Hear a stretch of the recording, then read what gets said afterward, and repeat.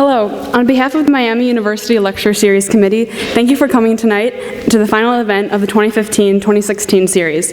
Our speaker tonight excels in many roles: actor, voice actor, blogger, podcaster, and avid user of social media. He began his career playing boy genius Wesley Crusher on Star Trek: The Next Generation, and currently recurs as Sheldon's nemesis on The Big Bang Theory. Off-screen, our speaker is the creator, producer, and host of the vastly entertaining web series Tabletop. He's also published multiple acclaimed books such as Just a Geek and contributed columns to papers such as The Washington Post. He's recognized as one of the original celebrity bloggers, through which he shares his thoughts on movies, video games, current affairs, science, web, technology, etc. His recent posts include prose, prompted by a picture from a Tumblr follower, and an account of catching strep throat from author John Green, sprinkled with wit, worry, and even a Miami University shout-out. In 2009, Forbes named our speaker the 14th most influential web celebrity. Through his online presence and writing, he has sparked conversation, spread entertainment, and cemented himself as a champion of geek culture. Here to share his experiences and reflections on bullying is Wil Wheaton. Please join me in welcoming him.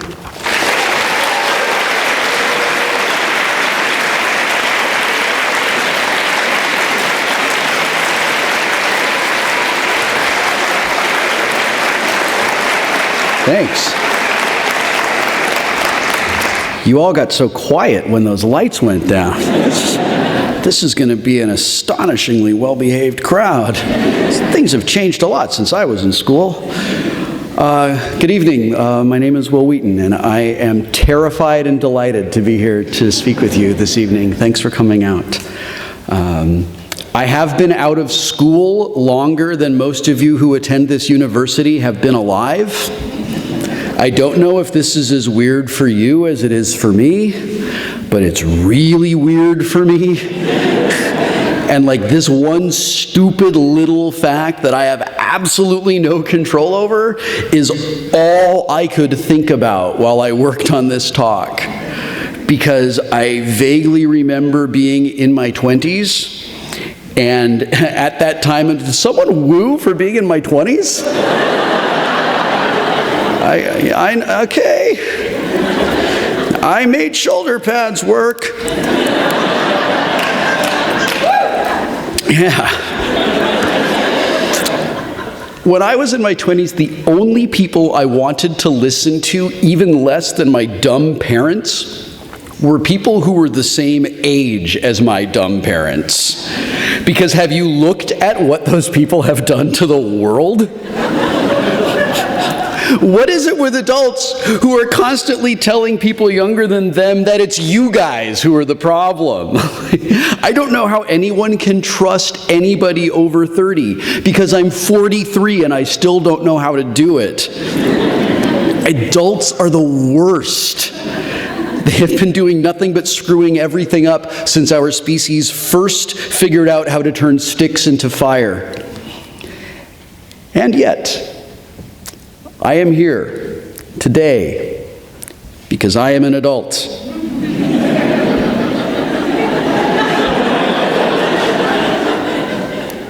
Who took off his Han Solo jacket and hung it up in the dressing room because he felt he should try to be dressed up when he came on stage.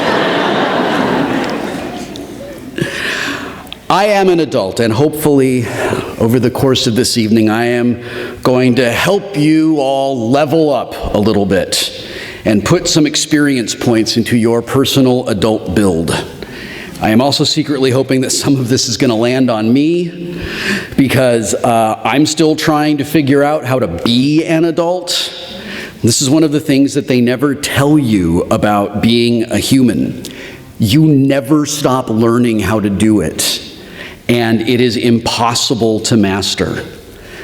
Every single one of us continues learning how to adult. Even super old, really adulty adults like me. Those emotional growing pains that you're feeling right now never stop. We just learn how to adjust and reconsider things. Even those of us who are reasonably good at adulting still occasionally fail in spectacular and catastrophic ways. And I am really hoping that this is not one of those times. Let's find out together. There are a few absolute truths in human existence. Not a lot, but I will discuss a couple of them tonight, starting with the fundamental truth from which I believe every other one springs. Every one of us in this room and every single human with whom we share this planet wants to be happy. Pretty much everything we do in our lives is motivated by that desire in one way or another, which works out really well for me professionally because I'm an entertainer by trade, and making people happy is my job. Tonight it's going to work out for me personally too, because you are the future of our society, and you will shape the world that I am going to grow old and have my diapers changed in. I really want that world to be kinder than it is right now. And if I do it right, I will be planting some seeds this evening that will provide some shade for me to relax in when I am an old man yelling at clouds. So I hope that you will not look at me as one of your parents' weird old friends, but as sort of a dungeon master. I know somehow that's less weird. I hope that you will look at me as sort of a dungeon master, a person who has logged a lot of hours into this game we are playing.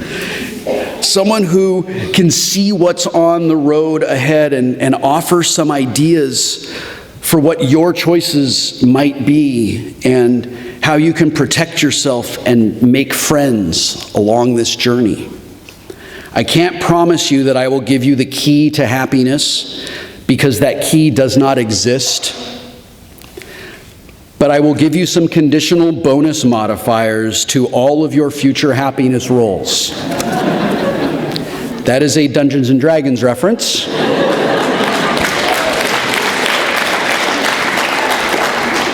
Some of you might not know what it means. If you don't, find one of the nearby nerds who is just applauding. He or she will be very happy to continue explaining to you what that means long after you have lost interest. It is something we nerds excel at. So, when I am not being an actor, I'm a writer. These two disciplines complement each other in interesting ways when I'm discovering and defining a character's narrative. I need to think about what a character wants in a story. I need to identify who or what is helping him, who or what is hindering him, how he feels about what he's getting, and what he does as a result of those feelings. If you are paying extremely close attention, you may have noticed that I just described, in very broad strokes, life. Our life is a story, and we are the heroes of our own individual narratives. We are all starring in the story of our lives. And when we meet and interact with other people, they become characters in our story, while we become characters in theirs. As an actor, I play a lot of villains. There's a spider on my microphone. This is my nightmare. I could be naked up here right now and I would be less terrified than I am at this moment. Hi, I'm Will.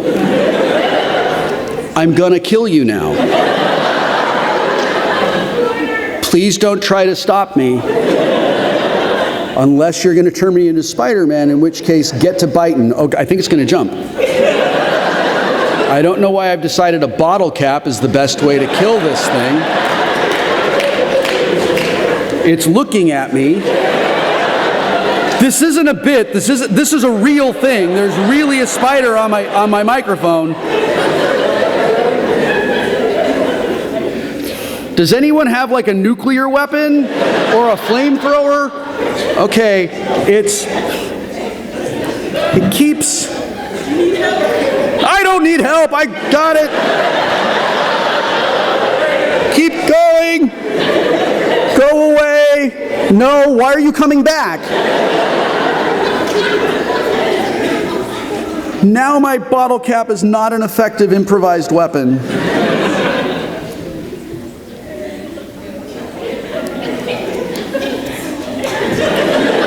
Die, motherfucker! Ah! Go!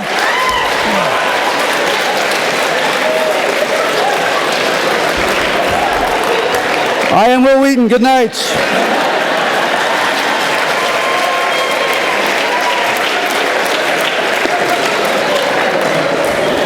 So we're all going to act like that didn't happen.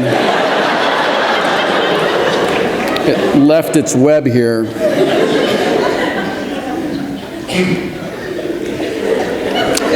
I am an adult.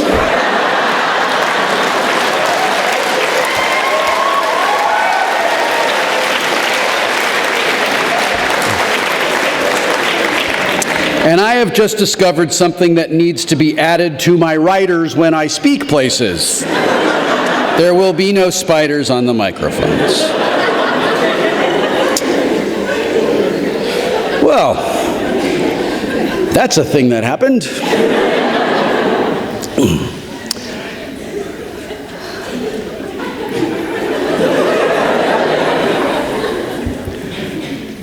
As an actor, I play a lot of villains. I was just a very good one. And part of my job is to justify all the despicable things my character does. Because even though we tend to cheer against him and hope he fails, in his mind, the villain is always the hero of his story. One of the skills I've picked up after years of playing the bad guy and justifying his actions is an ability to look at things from that guy's point of view and understand what motivated him. So I'm going to tell you a story about my first experience with my own personal villain. When I was a little boy, my bully lived across the street. I want to tell you his name so bad, but I don't feel like that's appropriate because I don't know what happened to him as an adult, and I suspect that his life either got totally turned around and became awesome or isn't going real well. I was a weird, weak, awkward, nerdy, shy kid. And I was an easy target for anyone who was looking for one. And it seemed like this kid was looking for a target almost every day. I was going to tell you about one particular instance, and while I was running this morning, I remembered another one that happened. And it's actually super upsetting to recall this. I was probably 8 years old, and I had a big wheel, which I presume is still a thing because big wheels are awesome. You can ride them around like a tricycle, and then when you're not riding them, I don't know if kids still do this after 1978, but we could turn ours over and turn the handles like it was an ice cream maker for some reason.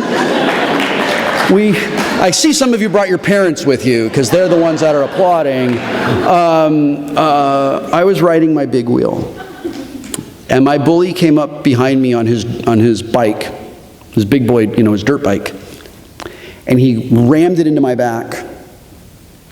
And he tore a bunch of skin off my spine because it was 1978 and we didn't wear shirts then. That was how we rolled. He hit me so hard that my body went forward and my feet came off my big wheel and they hit the ground and they rolled underneath me, and he pushed me along the sidewalk, skinned my knees, skinned the tops of my feet. This was at the beginning of summer, and it took so much skin off of my legs that I still have a scar on my knee. And that sucked at the time because it hurt a lot, but it also meant that I wasn't able to go swimming for a really long time that summer because the chlorine burned the open wound so much. I never did anything to this kid. I never talked to him. I never walked in front of his house. I never went out of my way to engage him, but he always came looking for me. And one day, I was sitting in my front yard, playing with some Star Wars figures, and I felt this really sharp, fast, like intense pain in my back, like I'd been stung by a bee or a wasp or something like that. And I turned around to look and see what it was, and there was a BB on the sidewalk next to me, because my bully had shot me in the back with his BB gun. And it hurt so much, and it scared me, because I know that intellectually it's just a BB gun, but I was 8 years old and I had been shot with a gun, and it really hurt. I started wailing, and my dad came out of the house. His 70s perm and what would eventually become a hipster mustache, corduroy shorts. And he asked me what happened, and I showed him, and I said, kid's name, almost said it, he shot me. And I remember my dad said, what? Like, that doesn't make sense. Who does that? And I said, Dad, sobbing, Dad, go talk to him. Because in my mind, an adult talking to a kid solved problems. It stopped bad things from happening. Because your dad's gonna talk to you, is what my mom would say to me when I did something she didn't like. So we went across the street, and this kid was in his garage. And in Southern California, we don't have weather. So we don't put cars in our garage, we put stuff in them. And his garage had a couch in it. I remember this couch. I can see him laying on this couch, kind of like huddled in a ball, hiding his eyes behind his hands that were balled into fists pressed up against his forehead. And he's refusing to look at my dad. And my dad's like saying his name. What did you do? Why did you do this? Do you know what happened? And the kid wouldn't even acknowledge that my dad was there. And I said, go talk to his dad. And my dad wouldn't do it. And we left. And for years, I was upset that my dad hadn't defended me when I had been shot in the back by this kid unprovoked. When I was about 13, this would have been probably 4 or 5 years later, I heard my bully's father beating his mother. I had never heard anything like it in my life. Her like screams and pleadings, and it was really upsetting. And I told one of my parents to call the police, and they did. Eventually an ambulance came and took her away, and the police did nothing because they were friends with the guy, with my bully's father. And in that moment I realized why my dad didn't talk to this kid's father, because nothing would change, because the kid's father was also a bully. I then remembered all the times I saw the kid's father screaming at him in front of his house. I remembered all the times I had seen the kid's father just beating up on him, like physically punching the kid. He was an abuser. He was a batterer and abuser. I remembered that my bully's older brother and sister had both been in and out of juvenile hall and then eventually into jail for all the years that we lived on that street.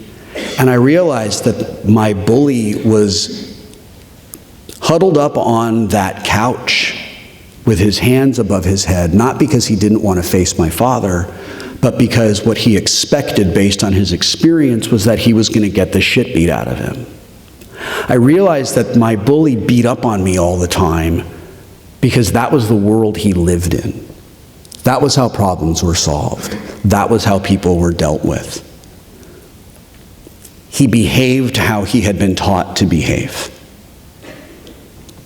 None of that mattered when I was a little boy. None of that mattered when I was hurt by him. And to be honest, part of me feels like none of it matters now. Part of me wants to build a time machine just to go back and grab that kid by the neck and go, "What is wrong with you?" And then go in and set his father on fire.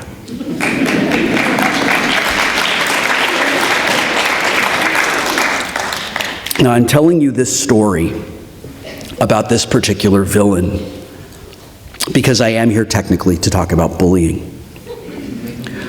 But as I worked on this, I kept drifting away from the topic of bullying. And I kept coming back to these thoughts I have about that fundamental need to be happy. When I was in college, I didn't need someone to stand up in front of me in an auditorium and tell me that bullying was crappy. Turns out I already knew that. I was and am a nerd. And in the 80s, the suggestion that we would one day hear people accusing other people of pretending to be a nerd because they wanted to seem cool was about as likely as carrying a computer in your pocket. Or the idea that vaccines would be controversial.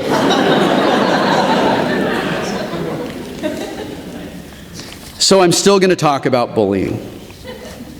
But I'm going to spend a lot of my time sharing with you some things I've picked up over the years that have helped me find happiness. Now, these two topics actually go together because of this other fundamental truth. Bullies and harassers, which is what we call bullies who are old enough to know better, are afraid, they are insecure, and they are remarkably unhappy. In their personal narrative, as they are looking for happiness, they're not finding it. They feel frustrated. They feel terrible about themselves. And the only way that they can give themselves a sense of worth and empowerment is to do everything they can to hurt other people. And I worry about this a lot because at this particular moment in time, it is easier than ever to be an unaccountable bully. So, if we just treat our bullies and harassers with sympathy and empathy, just get them to talk about their feelings while they're hurting us or harassing us or making our lives miserable because we happen to get seated next to them on the bus the same morning their dad said they were a loser for the 100th time, then bullies would magically transform into fully functioning people and everything will be great as the cycle is broken. Thank you very much. I just saved humanity. One Nobel Prize, please.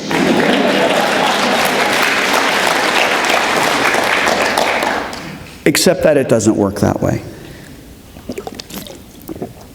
But understanding what motivates someone to be cruel and helpful and hurtful can help us identify those potential qualities in ourselves. And it can stop us from becoming the villain in someone else's story.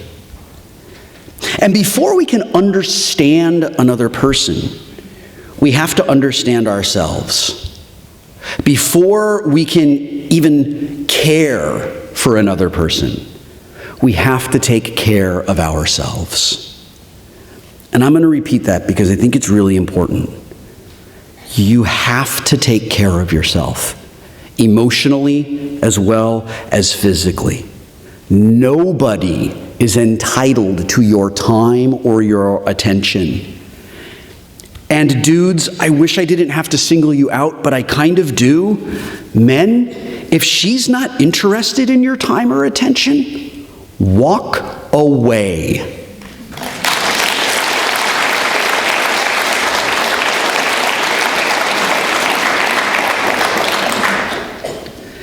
If there is a person in your life who consistently makes you feel bad, that person doesn't deserve to be in your life.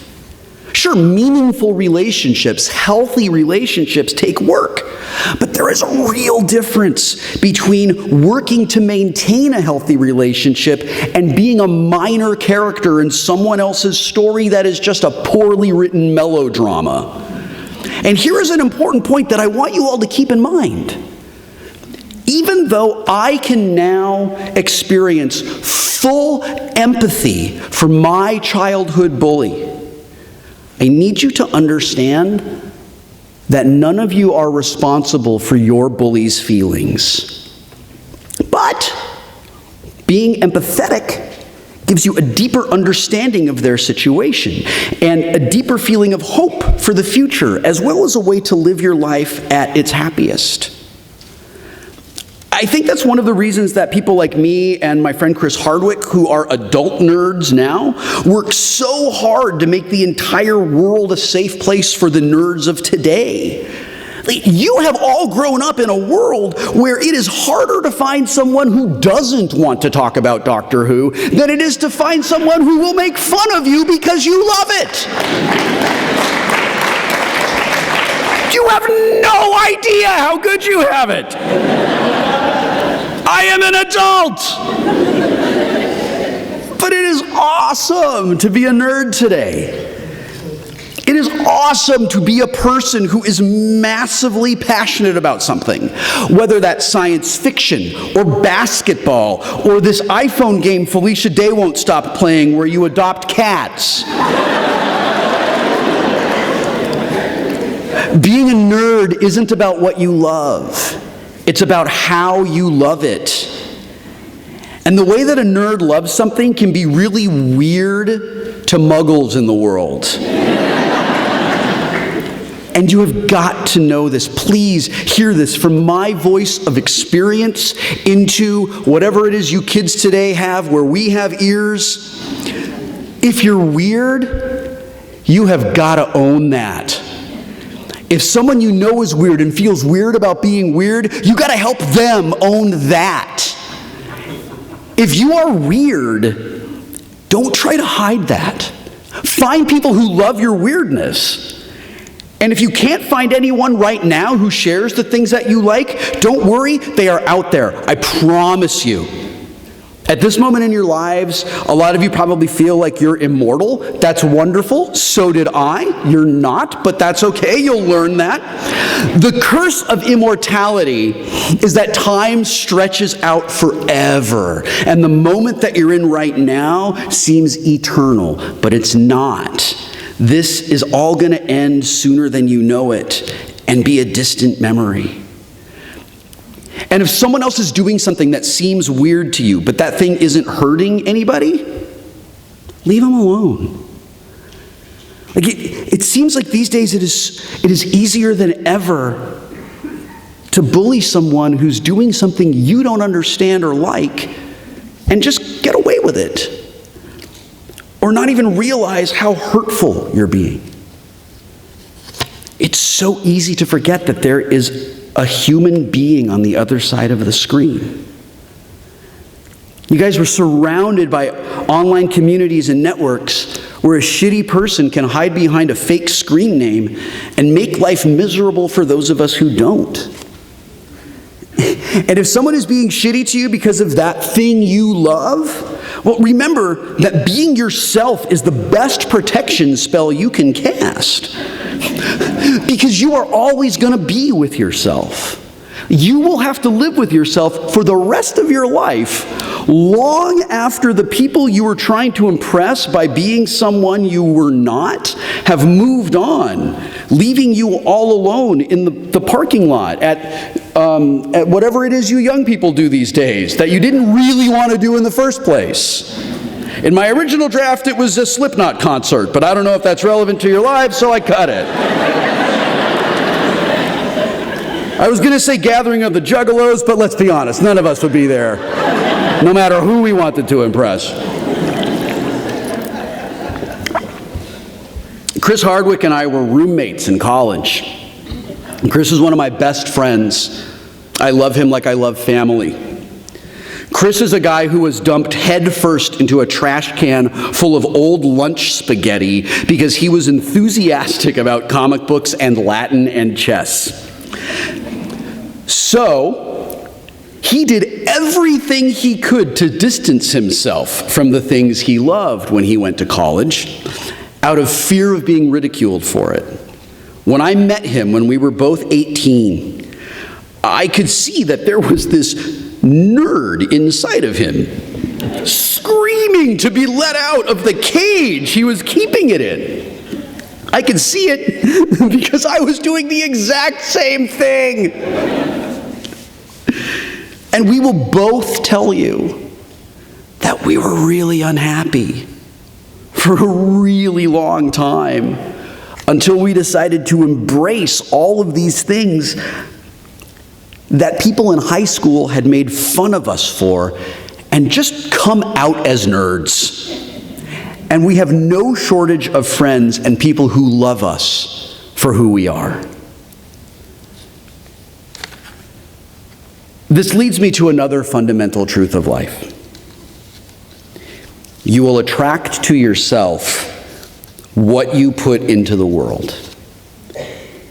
When you are kind and gentle, you will find yourself surrounded by kind and gentle people. You will form a tribe of awesome. You will be called the Awesome Tribe. You will live in awesome tents on top of Awesome Mountain.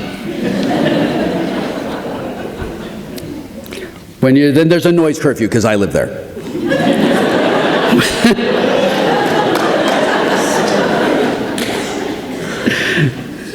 When you're cruel and selfish, you will find yourself surrounded by jerks, dragged down into an abandoned well of stagnant misery where nobody wants to help you out, because if they did, it means that they would be trapped there alone.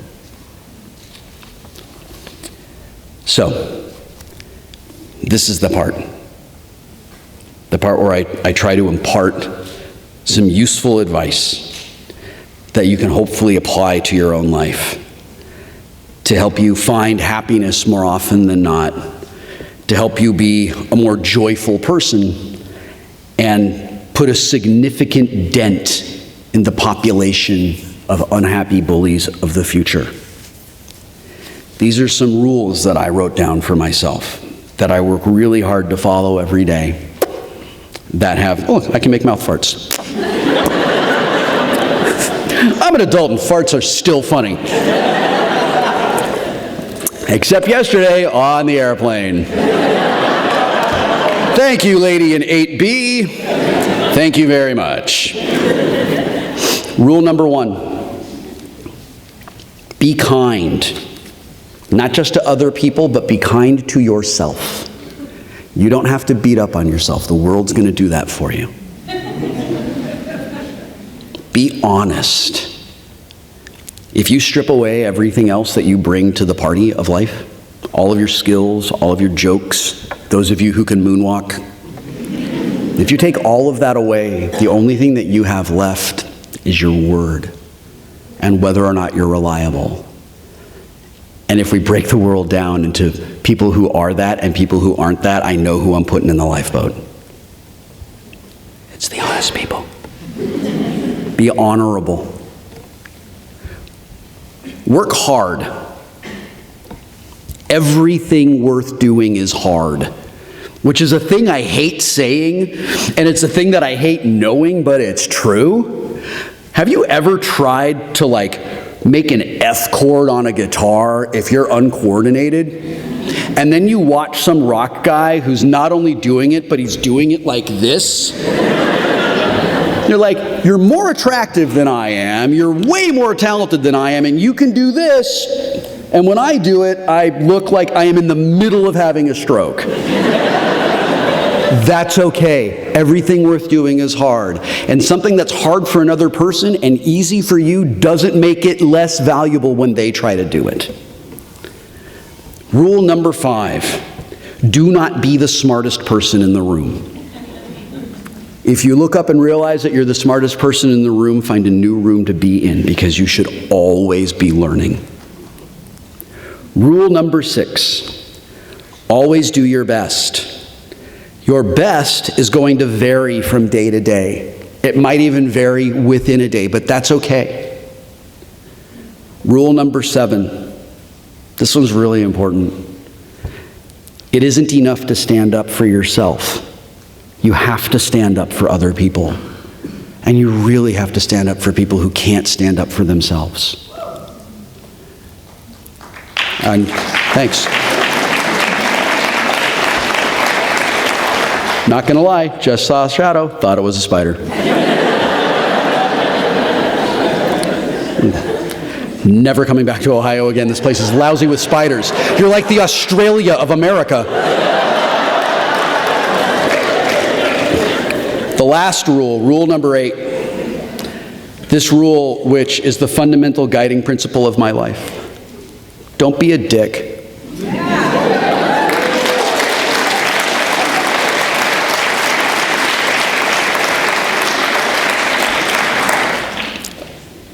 I used to think that the planet was huge and that I would live forever.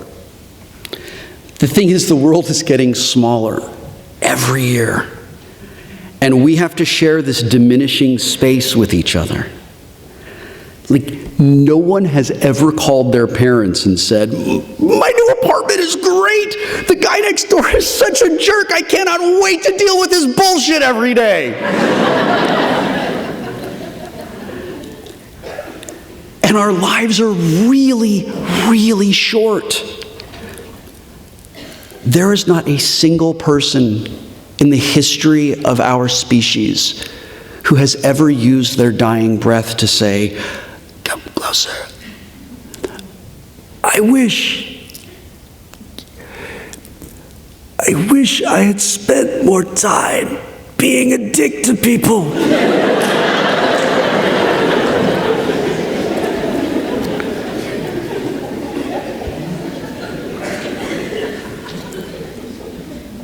We are all in this together, you guys.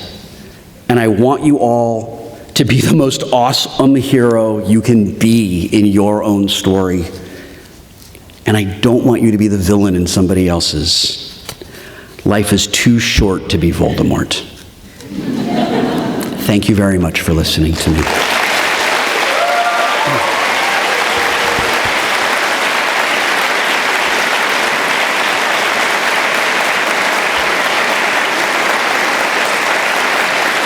Thank you.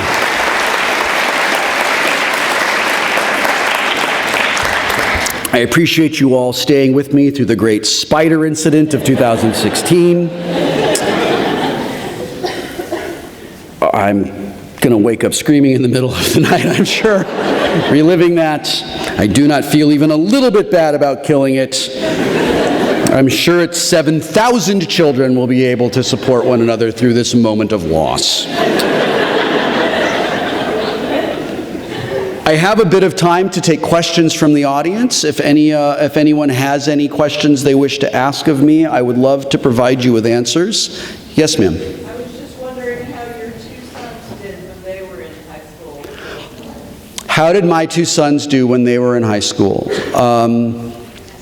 They did okay. My older son was bullied pretty viciously by the bully when he was in elementary and middle school. And every time my wife and I went to the administration and said, "Do something about this." and they always made excuses for him. And I remember one time, after he had broken my son's arm, he pushed my son off a railing or something and broke his arm. And the principal said, well, you know, he's from a broken home, because it's 1950 where we live. And he lives with a single mother. And my wife goes, oh no!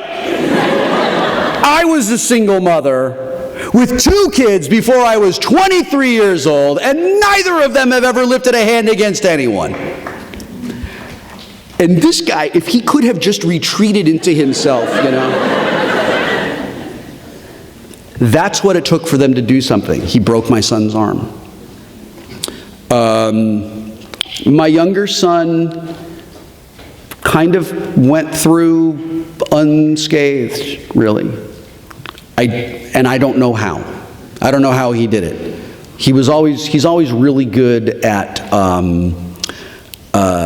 there's this episode of The Simpsons where Homer decides he's going to be Flanders' best friend, and Flanders is trying to hide from him all the time. And Homer Simpson just kind of like materializes out of the bush and then goes back into it. My son's really good at that. I guess he's a rogue. It's another D&D joke. Yes? We've got 8-month-old twins. How early do you start that conversation? You try to make it nice. First of all, you look remarkably rested for having 8-month-old twins. I don't believe you, sir.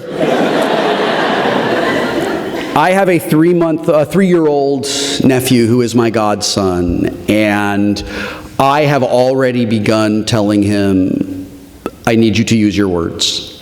And when he gets frustrated, I remember when he developed his language skills a little late, and he would get really frustrated when he couldn't communicate an idea, and I would watch him get frustrated. And what I remember from my own parents was, like, when I would get frustrated, my dad would make fun of me for it because he made him uncomfortable. He didn't know what to do, and that just made me more frustrated. And I learned, well, guess who not to go to with my problems. And so when he would be like that around me, I would tell him, like, I get it, buddy. I understand. Like, it's okay. It is fine to feel this way. Let's get through it together, you know? I think you normalize behavior. You normalize empathy and kindness and gentleness. And the reality is we can't protect our kids from everything, you know? We can't stop them from the bad people in the world. My friend's parents, never said no in the house when she was little because they didn't want her to be a kid who was like, no, right? She came home from her very first day of preschool and was like, no, no, no, no, no, no, no, no, no. And I was like, I could have told you that. I don't think it's ever too early. But everyone's situation is different. Every parent's experience is different. And I was talking with some students earlier today, and I just kind of kept coming back to a thing where I feel like this is part of the social contract. And it is especially important now because your kids are going to grow up online. And right now, a lot of online networks are a trash fire.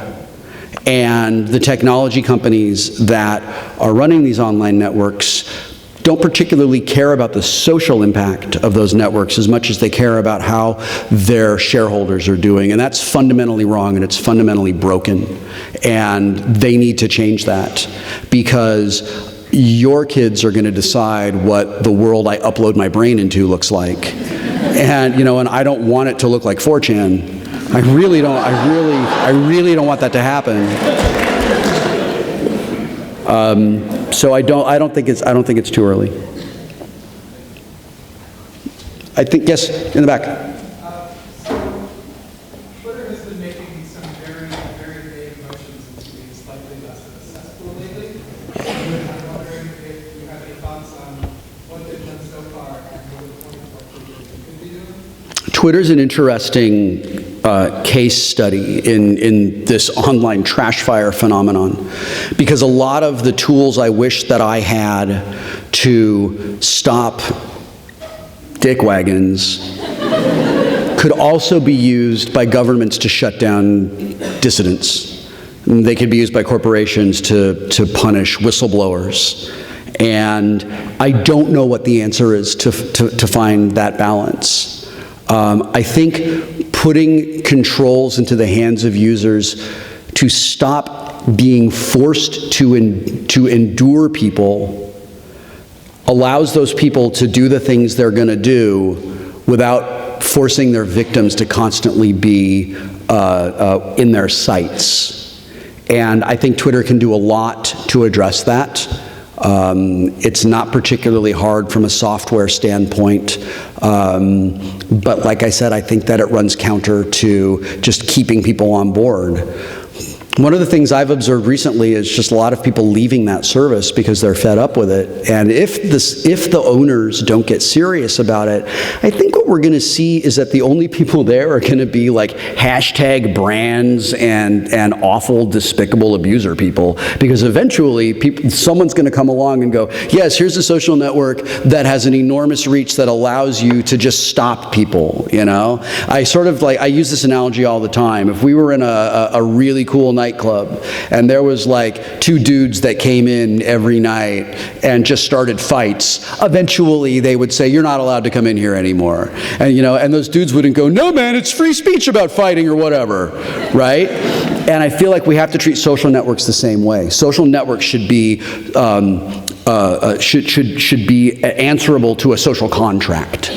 And we just have to say that. We have to say, like, there's accepted behavior. And I don't mean like, I don't mean like you can't be unpopular, you can't say things, but that's not what I mean. I mean targeted harassment. We don't tolerate it in real life, and we absolutely shouldn't tolerate it online.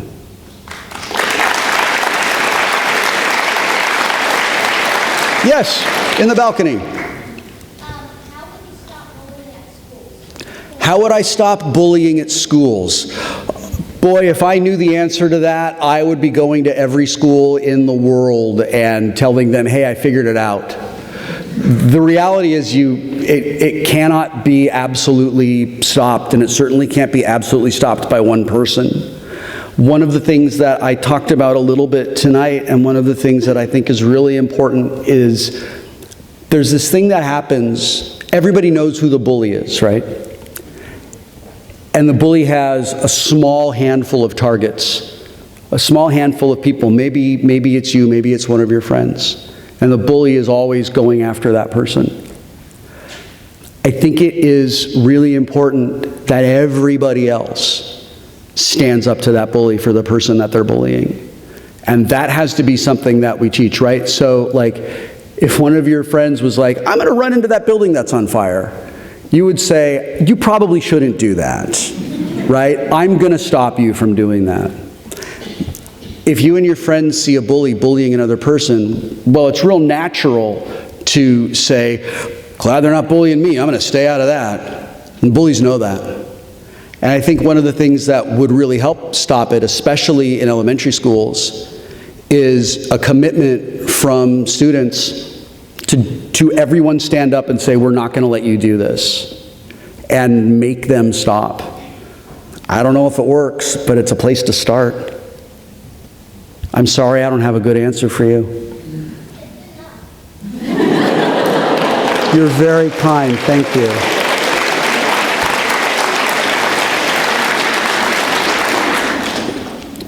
Yes, not you, the person behind you. Now you're both going to look behind you, but there you go. And then the person in front of you, yes. So just going off of that, I agree with you on the fact that you should stand up with other people. Yes. For other people, but at the same time, like, obviously it's hard in that situation to put yourselves in that person's shoes and understanding like, why they might be bullying you, but shouldn't it sort of be your responsibility, maybe not, I don't know, to maybe help them in a way as well? Because if they're clearly unhappy about their life and they're showing it in that way, wouldn't you want them to be happy too? I'm wondering, like, of course you want to stand up for friends, but I don't think that, like, completely shunning them in a way, because that's kind of what that feels like. I feel like it's a group bully situation when there could possibly be a way to just be like, hey man, like, what's going on? Why are you doing this? And I'm just wondering, like, how do you actually have So a couple of years ago, I gave a talk at a convention, and you make an excellent point. A couple of years ago, I gave a talk at a convention, and a young girl said, these kids pick on me for calling me a nerd. You know, they say I'm a nerd because of these things that I like, and they're really mean to me. What should I do? And I told her, they're probably doing that because they feel really bad about themselves. And maybe they see how much you love Battlestar Galactica or My Little Pony, or you like the Fresh Prince of Bel-Air for some reason, or whatever it is, you know. And at their home, their parents are like, no, you can't like any of that stuff. You can only like the football and, I don't know, CSI or whatever for some reason, right?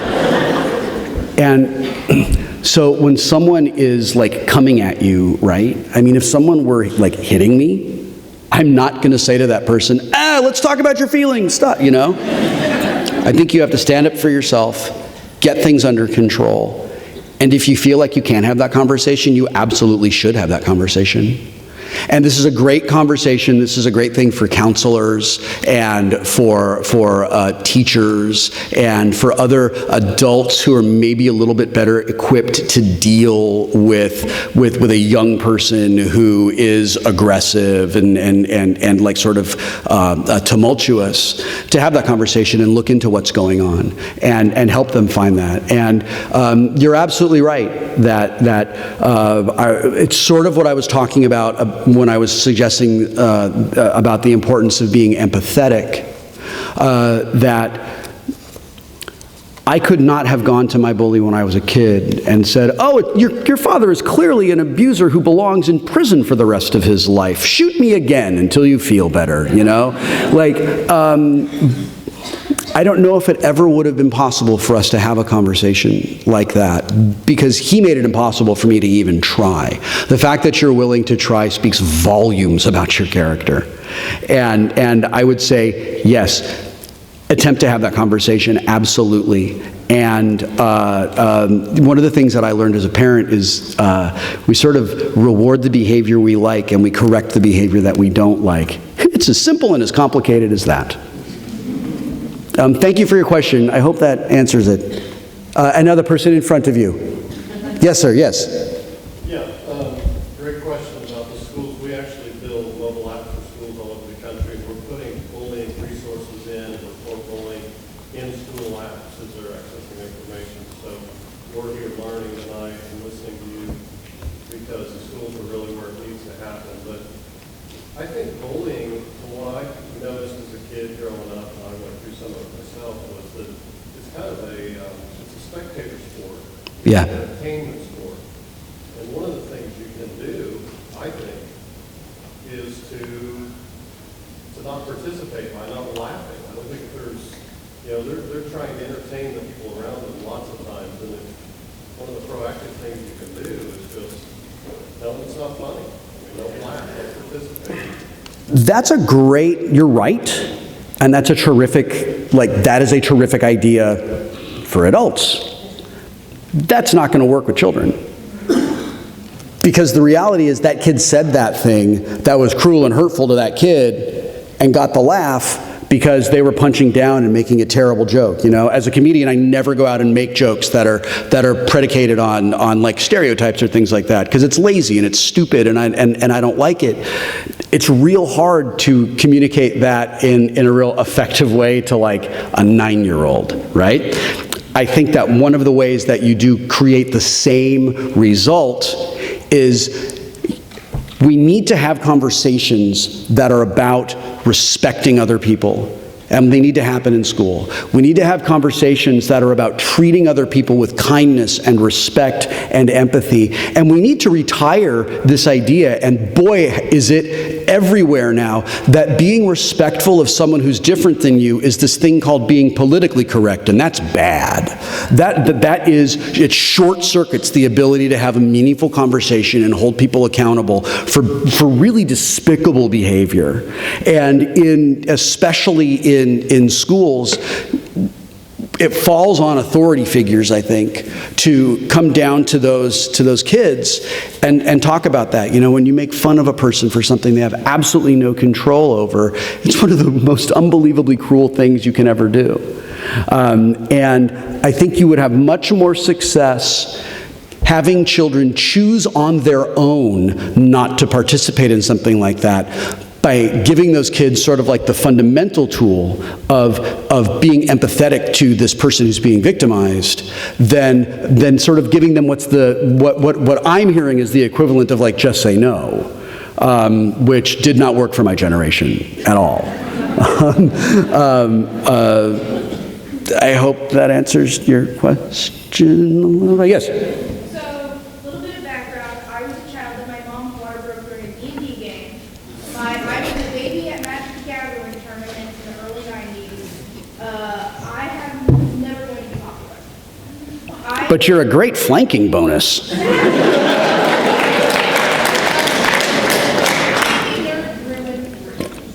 I am very blessed to have a large of female nerds that I can sit there and be the bulldog and be really mean to anyone who's bigger than me that's trying to be a dick to them. I see lots of female nerds that do not have the support structure that I had where, you know, my dad and mom's friends, like 8 or 9 adults, all were like, I'm going to be play tabletop games all the time. My boyfriend introduced me to tabletop as a fun date night thing. What do I tell other girls? Like, no, it's okay. This makes fun of you for being a nerd, but it's fine. What do you say to female nerds? I can't really get it across. It makes me mad. Well, it's not fine. I mean, right? It doesn't help at all to hear. I mean, it's fine to be a female nerd. Yeah, I get that. One of the things that we all have to do, like we who participate in this culture, like we who participate in gaming or what is traditionally considered nerd culture, right? It kind of falls on all of us as a group to be inclusive and not exclusive. And it falls on all of us to see a person who's gatekeeping and tell them, you don't get to do that. You will stop right now. Right? Like, I do this all the time. I pull rank on people all the time. And I'm like, I'm sorry, I outrank you on the nerd hierarchy? There is one nerd in the world who outranks me, and that's Chris Hardwick, because he's our king. And I don't care if she can't tell you which Spider-Man is her favorite, because it doesn't matter. Right? And I think understanding the root causes of that kind of behavior is really important. Where in this culture of like what is traditionally nerd culture, whether it's gaming or comics or whatever, it has been traditionally male until very recently. And I'm not excusing this behavior at all. It's not okay, right? It has been traditionally male. It has been a place where men who have no other place to go can feel powerful and important, which is weird. Where can men go to feel powerful? Oh, I know, the world.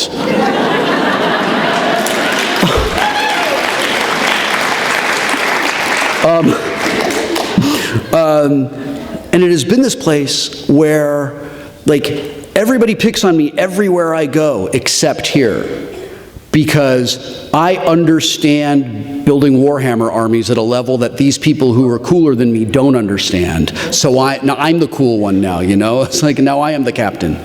And what I think is happening at this moment in time, and I hope very much will pass, is this terrible growing pain of these really insecure people saying, you're coming into my community and I don't know what to do about it and it makes me feel weird, right? You're going to take it away from me. And what we have to say is no one's taking anything away from you.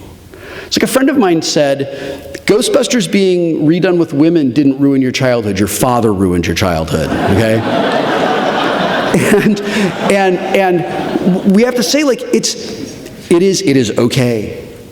When I created my show Tabletop, my mission was put more gamers in the world, and I didn't care who they were. Somebody, surprise, on Reddit, was like, but that's going to bring in people who aren't the right kind of gamer. It's like, what do you mean? Someone who wants to play with you? Like, I don't understand. No, they're not going to commit to the hobby long term. And I'm like, all right, I've been in the hobby since 1983. How long have you been in the hobby? Shut up! You're not the boss of gaming. Like, you don't get to make these decisions.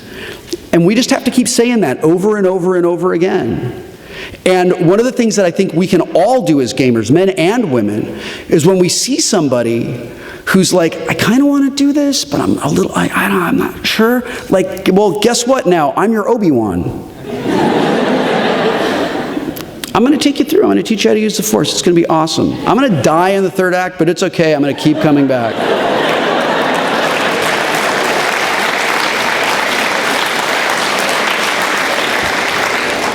I'm curious, people that are our age, your age, my age, we're pretty close in age.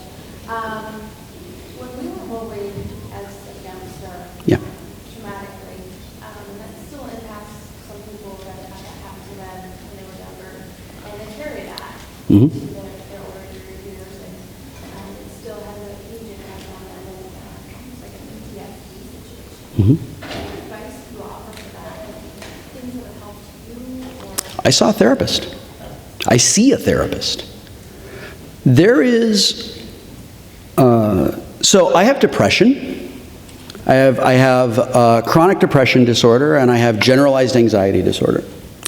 I take medication every day. I see a therapist about once a week, sometimes every other week if I'm like super busy or doing really great. I see a psychiatrist once every 2 to 3 months to make sure my meds are working. I am not ashamed of this at all. This is normal. This is my life.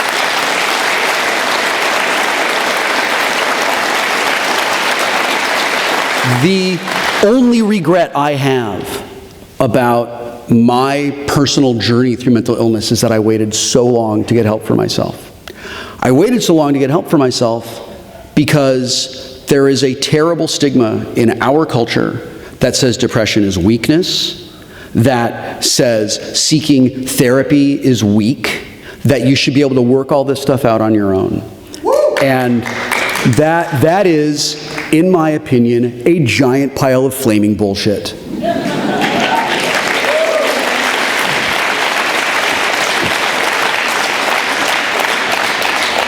I have friends who were bullied by their parents, and one of the hardest things they had to do in their lives as an adult was say, you don't get to be in my life anymore.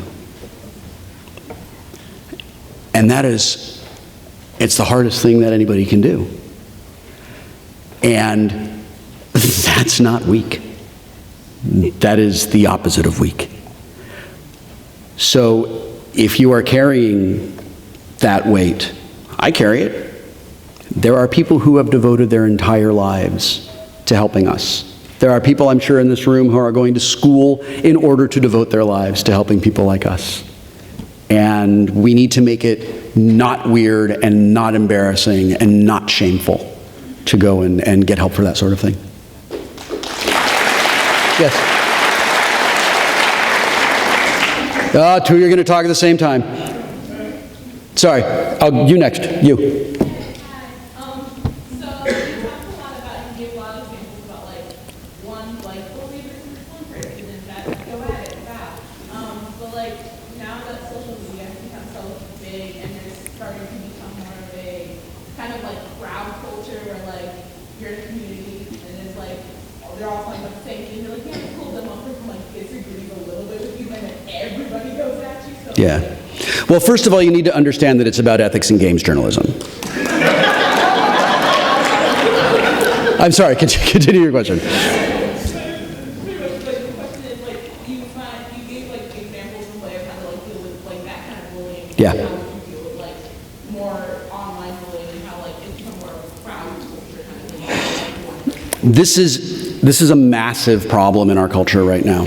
And it is a problem that, like most things that suck in the world, disproportionately affects women than it affects men, which is one of the reasons I think it's not getting the actual attention that it actually needs. And I think that a lot of this falls on Silicon Valley's bro culture, because you have a lot of rich, privileged people who have never had to say, can someone help me, please? My $700,000 car is having a problem, right? Like that has never happened, and they don't understand. They're getting better. They're bringing on people who understand, like, this is a problem, this needs to be dealt with. At the moment, it's kind of coming down to software tools that, like I was saying, can let these people scream into the wind all they want without getting your attention. On Twitter, I use an app called Block Together that was written by a woman who was so harassed by Gamergate that she had to go into hiding because of the number of death threats. This is a great list. Mine has 13,000 people on it. And if you're on this list, other people can subscribe to this list, and people that are on the list will automatically be blocked. It has reduced the amount of toxic garbage in my Twitter stream by 99%. It's pinned to the top of my profile if you want, if you're interested in that sort of thing. I'm at Wil W on Twitter. Don't follow me, I'm the worst. But if you want, if you want something like that is the thing that we do. In the old days, it was enough to just ignore and move on. You know, they would eventually punch themselves out and get tired and go away. Well, that doesn't happen anymore, because now what you have is this like row of shark's teeth where one gets knocked out and then another one comes up and immediately replaces it. And they have, like I said, they hide behind anonymity, and they vastly outnumber the rest of us. I don't have a solution to this, because it's such a relatively new problem. And by relatively, I mean like it's less than 10 years old. And the technology has not caught up to the social consequences of it. I had a segment, a passage in here that I cut because I couldn't make it fit in, about how I really want this world to get better, because the line between online and offline is blurry now, and it's gonna go away eventually. And the same way that we are making it societally unacceptable for someone to harass you. Like, here's a great example. Adam Baldwin could not walk into this room right now with 600 12-year-old boys and have them all come up and call you names. None of us would stand for that. It would stop immediately, and he would be shamed, and he would walk out of here just despised, right? But he does it online every day. That's not okay. And that's something that we have to make the real world consequences go over into the online world. And I don't know what the answer to that is. People who are smarter than me are going to figure it out, because they have to. Like the same way that we figured out how to make that behavior unacceptable in person. I'm sorry I don't have a walkthrough for this particular level yet. I'm still learning it. And yeah, yes. You have spoken until now about bullying, and that the bully is sort of made by his surroundings. Yeah. And I still firmly believe that in some, there is something inherent that makes the person aggressive and bullying, regardless of the world's best parenting and schooling. And we've ignored that concept until now, that it isn't just always, let's blame the mother. Right. So it's not always. Well, I mean, sociopathy is a thing, and psychopathy is a thing. I'm not a psychologist, so I don't know the correct way to deal with that, with that particular instance. In general, I try real hard to believe in the basic inherent goodness of people, because I think if people weren't basically inherently good, our roads would be made out of the bodies that are all over them all the time, which is a horrible image. And more satisfying than last night's Walking Dead finale.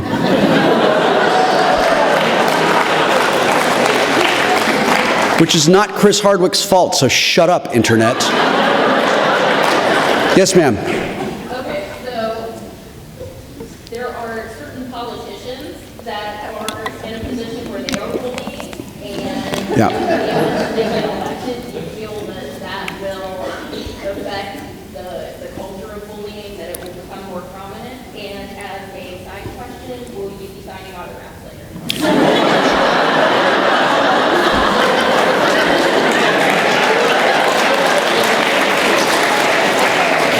sure if that's a side question as it is an entirely different question, ma'am.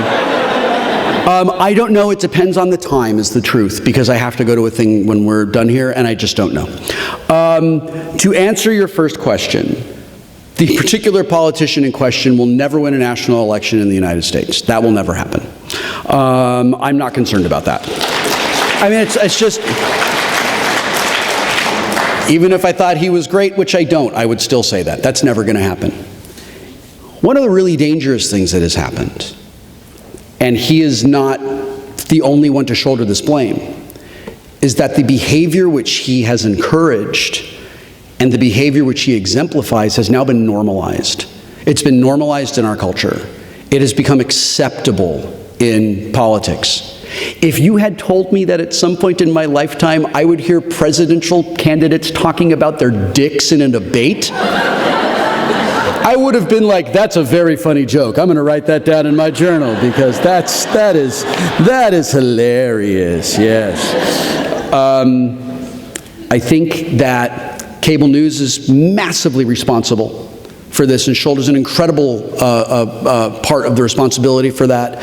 And a culture, particularly a political culture of both sides do it, and everything must be equal, and all points of view are equally valid, has really massively contributed to that. I do not believe that, I say this respectfully, I know that this is a conservative university, I know that this is a conservative part of the country, I do not mean this personally to anyone in this room. I do not believe that that anyone in this particular group of conservative candidates has a realistic shot at becoming president of the country. They are anathema to my values, so I hope they don't become president of this country. That said, I believe that as a nation, we are going to be paying the bill for this particular primary for a generation, and that really frightens me and it really worries me. And I really hope that as a nation we have sort of like a come to Jesus moment, as they say, and just sort of go, you know, there's maybe this has gone a little too far, right? But then the Kardashian does a thing and we all forget about it. Yes. As a younger adult, I'm still in high school. How do you deal with adults that are bullies to you? I will tell you. When I was in 9th grade, I had an English teacher named Mrs. Lee. I do not have a problem naming Mrs. Lee, because Mrs. Lee at Crescenta Valley High School she was an adult. She told me that I would never pass her class because, and I quote, "You are a stupid actor. There's a lot of work in this class and you'll never be able to do it." And I was like, challenge accepted. At that point, I had been writing long stories for 3 years. I sort of started that in 6th grade. I read on average 2 novels a week, and I was real good with my imagination. She sat out to ensure that I did not pass her class. If I colored outside of one of the circles on those Scantron tests, it was rejected. I got an F. Now, why this professional woman, who presumably went into the profession to teach people, decided to just go after me, I will never know, and I don't care to know. But in every one of my books, at the end of my book, I say, I'd like to thank my 7th grade teacher, Mrs. Westerholm, who told me that I was a wonderful writer and that I should write books when I was an adult. I would like to also thank my 9th grade English teacher, Mrs. Lee, who told me that I was a stupid actor who would never amount to anything in this world. I would also like to invite her to please kiss my ass.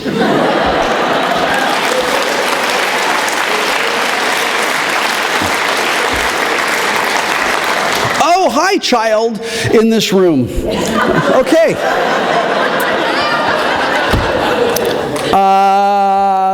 Sometimes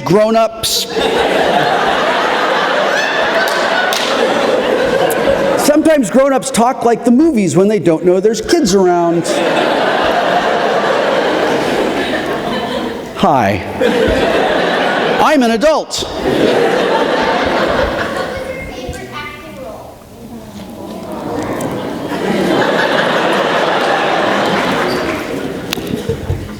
My favorite acting role was very recently, actually.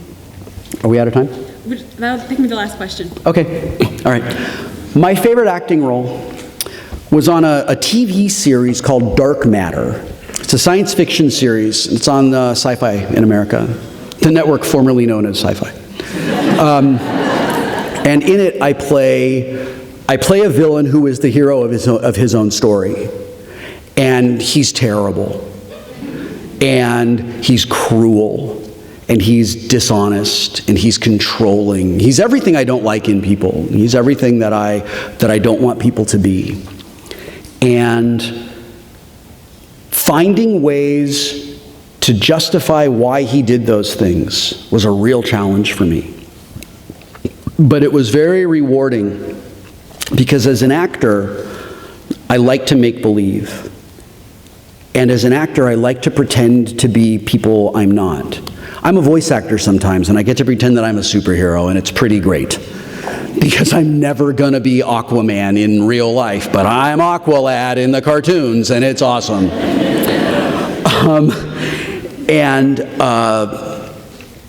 I had a day during production when we were filming this TV show where I was being this guy, and we did a take. It was all right. And the director came over to me and he said some things. He told me he whispered some things in my ear. And it was like I'd put on glasses for the first time in my life and I could see everything so clearly. And everything that made this character work, it all made sense to me. I knew why he was afraid. I knew why he was threatened by all of these people. I knew why he was trying so hard to control them. And I knew why he was doing all the things that he did. And from his point of view, it all made sense. It was terrible, it was unforgivable, but from his point of view, it all made sense. And it let me do this thing we call playing against the language, where he was like saying nice things, but being really, really mean inside. And it was really fun to play that, and it was very rewarding. And when I watched it, I did not recognize myself. I didn't sound like me. I didn't walk like me. I had really become another person. And I've been an actor for 35 years.